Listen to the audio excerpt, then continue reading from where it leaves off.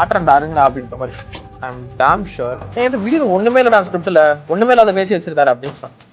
I can make it live. இதுக்கு வந்து ஒரு ஃப்ரேம் ஒர்க் இருக்கு. Called is attention, curiosity and emotion. நான் வீடியோ பார்க்குறேன், ஏதோ ஒரு இன்ஃபர்மேட்டிவ் கான்டென்ட் பார்க்குறேன். அஸ் எடிட்டர்ஸ் நீங்கள் பார்க்கும்போது சொல்கிறேன், அந்த வீடியோ நீங்கள் எத்தனை வாட்டி வரைக்கும் பார்ப்பீங்க? ஒரு வீடியோ எடிட் பண்ணி முடிச்சு வைப்போம் 3 டைம் அப்படின்ட்டு, because that's your work.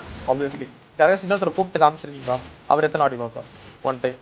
It is வாட்சிங் that video second time, then tick for attention, then curiosity. அந்த கண்டென்ட்ல கியூரியாசிட்டி வர்றது இந்த ஸ்கிரிப்ட் ரைட்டரோட தலைவலி. அவங்க எழுதுறது கியூரியஸாக ஆக்குறாங்களா இல்லையா அப்படின்றது. But as editors you can make it curious. How ஒரு வீடியோ நடுவில் ட்ரெண்ட் ஆச்சு, இந்த மெய்யழகன் வந்து ஹாரர் படமா இருந்தால் எப்படி இருக்கும்? அது எத்தனை பேர் பார்த்தீங்க?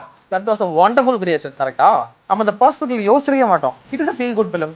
அது எப்படி நம்ம ஹாரர் ஃபிலிமா போர்ட்ரே பண்ணுறது? But someone somewhere did it. We don't know him, but his work பேசுது. அவர் பேசல, அவரோட ஒர்க் பேசுது. கரெக்டா?